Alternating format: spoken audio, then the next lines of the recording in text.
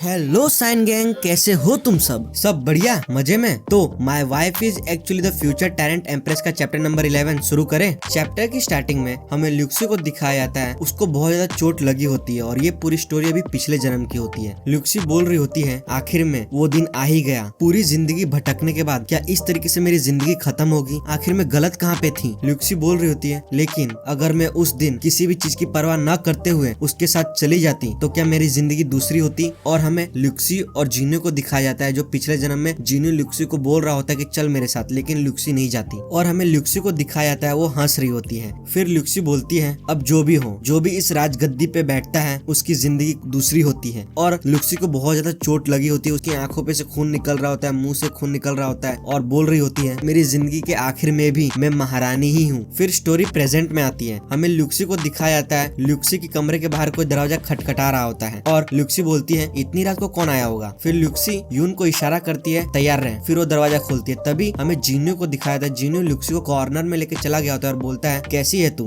तभी ल्यूक्सी जीनियो से दूर चली जाती है और दरवाजे के पीछे छुप जाती है और बोलती है तू आखिर तू इस वक्त क्या कर रहा है। मेरी माँ ने मुझे कहा था इतनी रात को कोई लड़का अगर तुझसे मिलने आए तो भूखा भेड़िया होता है, उससे बच के रहना। फिर हमें जीनियो को दिखाया था, जीनियो हंसते हुए बोल रहा होता है मेरे पास कोई और दूसरा रास्ता भी नहीं था, अगर तुझे अजीब लग रहा है तो फिर मुझे अपनी रात कोठे पे जाकर बितानी होगी। फिर हमें यून को दिखाया था, यून अपने मन में कह रही होती है ये सब चाल यहाँ पे नहीं चलेगी और तू अपनी मौत को दावत दे रहा है। हम लोग एसेंट्रियल स्प्रिंग क्लैन से है और वहाँ पर लड़कियों की बहुत इज्जत की जाती है और तेरी इतनी हिम्मत, तू कोठे पे जाने की बात कर रहा है। अब देख स्पिरिट लॉर्ड तेरी क्या हालत करती है। नेक्स्ट सीन में हमें ल्यूक्सी को दिखाया था, ल्यूक्सी चिल्लाते हुए जूनियो का हाथ पकड़ लेती है और बोल रही होती है नहीं, क्या कोठे की लड़कियां मुझसे ज्यादा सुंदर है। ये बात सुनकर यून के होश उड़ जाते हैं, उसकी बोलती बंद हो जाती है और अपने मन में बोल रही होती है स्पिरिट लॉर्ड आप ये क्या बोल रही हो। तभी ल्यूक्सी जीनियो को बोल रही होती है क्या मैं तेरी बीवी नहीं हूँ। फिर जीनियो बोलता है ऐसा नहीं है, मुझे बस अभी याद आया तेरे पास एक दूसरा कमरा है, लेकिन वो कमरा तेरी पर्सनल नौकरानी इस्तेमाल करने वाली है। फिर ल्यूक्सी यून को देखते हुए बोल रही होती है ऐसी कोई बात नहीं है, मेरी नौकरानी ने मुझे कहा था उससे आज रात को इस राज्य में अपने रिश्तेदार से मिलने जाना है। ये बात सुनकर यून सोच में पड़ जाती है मैंने कब कहा था। फिर हमें ल्यूक्सी को दिखाया जाता है, ल्यूक्सी यून को घूरते हुए बोल रही होती है तू जाने वाली है ना। यून ल्यूक्सी को देख के बहुत ज्यादा घबरा जाती है और बोलती है हाँ मेरे को याद आया, मुझे अपने रिश्तेदार से मिलने जाना है। फिर ल्यूक्सी यून को बोल रही होती है कल जल्दी आना और हमें यून को दिखाया था, यून बहुत ज्यादा उदास हो गई होती है क्योंकि उसके पास रहने के लिए कोई घर होता ही नहीं है इस शहर में और बोल रही होती है थोड़ी सी परेशानी आत्मा को मजबूत बनाती है। फिर हमें ल्यूक्सी को दिखाया था, ल्यूक्सी जीनियो को बोल रही होती है अब मुझे बता आखिर तू इतनी रात को मेरे कमरे में क्यों आया, और जीनियो आजू बाजू देख रहा होता है। फिर जीनियो ल्यूक्सी को बोलता है उसकी बात भी मत कर, महाराज ने मेरे लिए 2 लड़कियों को लाया है शादी के ट्रायल करने के लिए और मुझे पक्का मालूम है इस टाइम तक तो वो लोग मेरे कमरे में भी घुस गए होंगे, इसके लिए मैं उस कमरे में जाना नहीं चाहता। फिर हमें ल्यूक्सी को दिखाया था, ल्यूक्सी थोड़ी परेशान होती है और बोल रही होती है मुझे मालूम है कि ये महाराज का एक कानून है, लेकिन फिर हमें ल्यूक्सी को दिखाया था, ल्यूक्सी बहुत ज्यादा शर्माते हुए बोल रही होती है मैं तुझे किसी और के साथ शेयर नहीं कर सकती। ये बात सुनकर जीनियो हंसता है और ल्यूक्सी को बोलता है इसीलिए तो मैं इधर हूँ, और बोलता है ये जो प्रोटोकॉल के सिपाही है ना वो लोग मुझे पूरे दिन परेशान कर रहे थे कानून के रूल्स के, इसके लिए दिमाग खराब हो रहा था मेरा,